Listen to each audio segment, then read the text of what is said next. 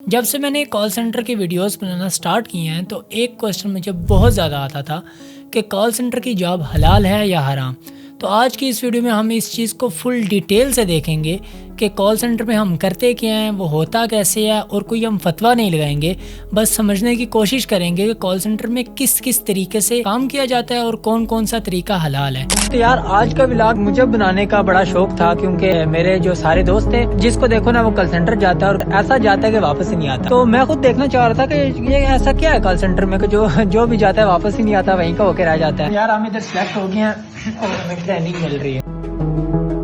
तो सबसे पहले मैं आपको अपने बारे में बता देता हूँ कि मुझे 1 से 1.5 साल हो गया कॉल सेंटर में काम करते हुए। पिछले तकरीबन 4 से 5 महीने से मैंने ये काम छोड़ा हुआ है। तो इस वीडियो में जो भी बात होगी वो मेरे पर्सनल एक्सपीरियंस से होगी, वो ऐसे नहीं होगा कि किसी ने मुझे कहा था या किसी से मैंने सुना है। तो किसी से भी आप कॉल सेंटर की जॉब के बारे में पूछेंगे तो वो आपको सबसे पहली बात यही करेगा कि कॉल सेंटर की जॉब जो है वो हराम है। पूछोगे क्यों, तो वो आगे से कहेगा कि ये स्कैम करते हैं। तो सबसे पहले ऐसा नहीं है कि हर कॉल सेंटर स्कैम करता है।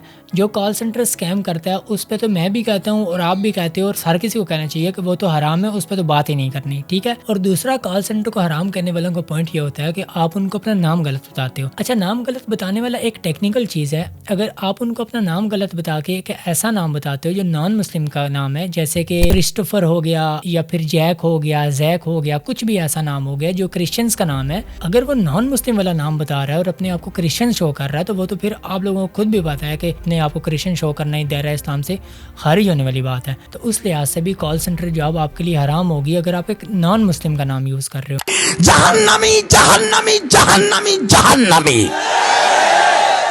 लेकिन अगर आप अपना नाम गलत बताते हो तो वो गलत नहीं होता। देखो, अगर मेरे से कोई बाहर जाके नाम पूछता है मेरा, तो मैं पहले जज करता हूँ कि वो कौन है। अब मैं अपने 3 नाम बताता हूँ। मैं सबसे पहले जो मेरा अपना नाम है बिलाल वो बताऊंगा, या तो कोई ऐसा है कि गेम में मेरे से नाम पूछ रहा है तो मैं उसको अपना नाम कभी कभी काउंटर बता देता हूँ या आरबी काउंटर बता देता हूँ। तो इसका मतलब ये नहीं होता कि मैं झूठ बोल रहा हूँ, मैं उसको सिर्फ निक नेम बता रहा हूँ।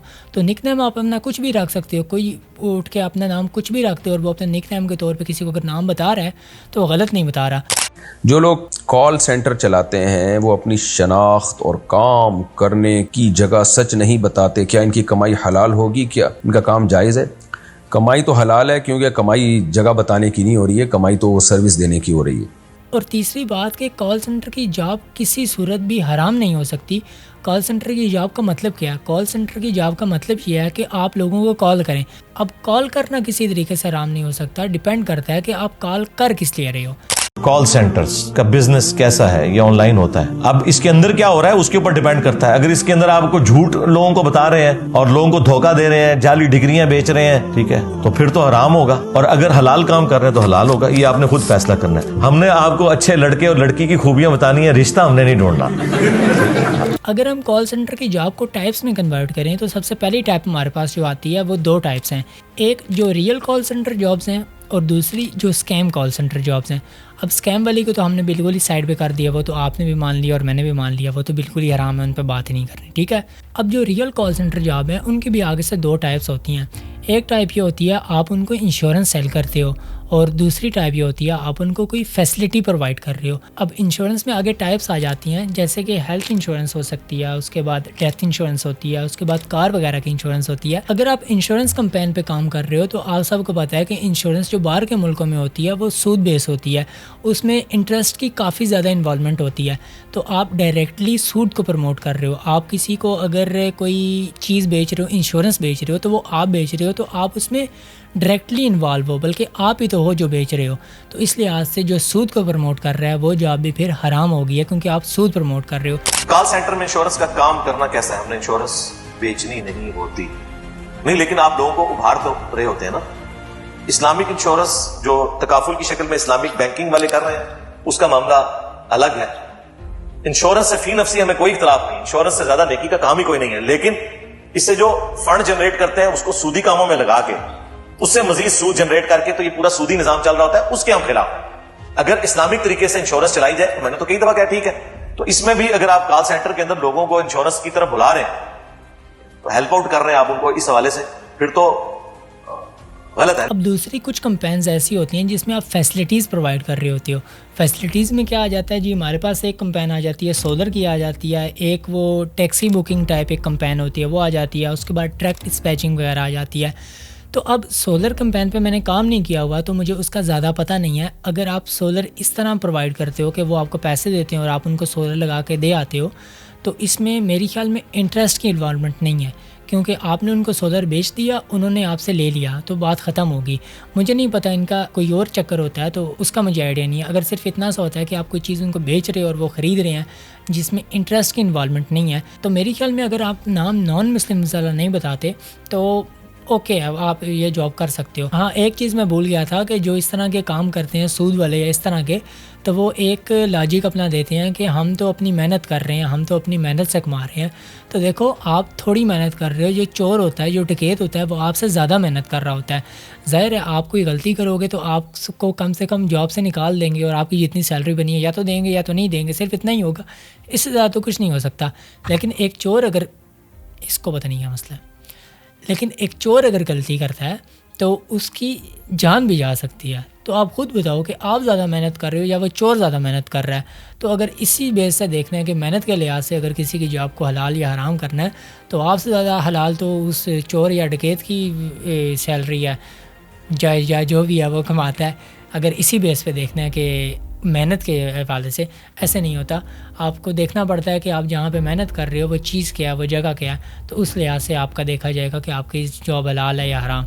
अगर आपने जस्टिफिकेशन अपने आप को ऐसे ही देनी है तो फिर तो आप, वो चोर साहब भी कहते होंगे कि मैं तो मेहनत करता हूँ अपने बच्चों के लिए, खाने के लिए रोटी नहीं है। तो जस्टिफिकेशन तो बहुत सारी होती हैं, लेकिन फिर भी देखना पड़ता है। और दूसरा, ट्रक डिस्पैचिंग, मैंने उस पर भी काम नहीं किया हुआ, लेकिन मेरे ख्याल में वो ऐसी जॉब है कि कोई आपसे रब्ता करते हैं और आप उनको कुछ गाइड करके, इस तरह की कोई अगर जॉब होती है जिसमें सूद वगैरह किसी चीज़ की इन्वॉल्वमेंट नहीं है, तो वो मेरे ख्याल में आराम नहीं है। ऐसे ही बस सुन के नहीं कह दिया करो कि कॉल सेंटर जॉब आराम है। वो डिपेंड करता है कि कॉल सेंटर के बीच में आप कर क्या रहे हो।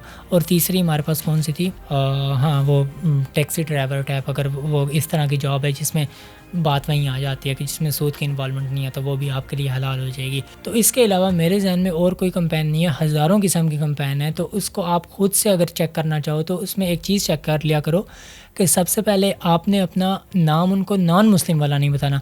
काफ़ी सारे नाम होंगे जो यूरोप में चलते होंगे मुसलमानों के, तो आप उनमें से कोई नाम यूज़ कर सकते हो अपना एज ए निक नेम के तौर पे। और दूसरा कि आपने सिर्फ चेक करना है कि आप जहाँ पे काम कर रहे हो वो लोग स्कैम कर दो नहीं रहे, क्योंकि मोस्टली ऐसा होता है कि कॉल सेंटर वाले जो आप चीज़ सेल करते हो वो पहुँचाते नहीं हैं। तो अगर आपको वो लोग कह रहे हैं कि वो चीज़ पहुँचा रहे हैं तो आपके लिए ये 100% लीगल है, क्योंकि आप तो अपना काम कर रहे हो। खैर, उम्मीद है आप लोगों को मेरी ये बात समझ आई होगी। कोई अगर बीच में कन्फ्यूजन रह गई है तो मेरे से आप पूछ सकते हो। तो इस वीडियो को लाजमी से लाइक कर लेना और सब्सक्राइब कर देना। आजकल मैंने कॉल सेंटर का कंटेंट काफ़ी ज़्यादा कम किया हुआ है, तो जो मैं बना रहा हूँ वो देख लो। तो आपसे मिलते हैं किसी नेक्स्ट वीडियो में। इंस्टाग्राम पे फॉलो कर लेना, कोई क्वेश्चन हुआ तो वहाँ पे पूछ लेना। लेकिन क्वेश्चन पूछने से पहले मेरी 2 वीडियोस हैं कॉल सेंटर गाइड के नाम से, उसमें मैंने तमाम मतलब क्वेश्चंस के तकरीबन आंसर किए हुए हैं, तो पहले वो देख लेना। मुझे फालतू में आके तंग नहीं करना प्लीज़, तो वो देख लेना। उसके बाद अगर नहीं समझ आती तो मेरे पास आ जाओ, मैं समझा दूँगा, कोई इशू नहीं है। आपसे मिलते हैं नेक्स्ट वीडियो में, तब तक के लिए अल्लाह हाफिज़, thank you so much, bye bye. Insurance से फी नफसी हमें कोई इख्तलाफ नहीं, इंश्योरेंस से ज्यादा नेकी का काम ही कोई नहीं है, लेकिन इससे जो फंड जनरेट करते हैं उसको सूदी कामों में लगा के उससे मजीद सूद जनरेट करके तो ये पूरा सूदी निजाम चल रहा होता है, उसके हम खिलाफ हैं। अगर इस्लामिक तरीके से इंश्योरेंस चलाई जाए, मैंने तो कई दफा कहा ठीक है, तो इसमें भी अगर आप कॉल सेंटर के अंदर लोगों को इंश्योरेंस की तरफ बुला रहे हैं, तो हेल्प आउट कर रहे हैं आप उनको इस हवाले से, फिर तो गलत है। लेकिन जब तक आपको कोई जॉब नहीं मिलती तो आप इसे कंटिन्यू करें और दूसरी जॉब की तलाश करें।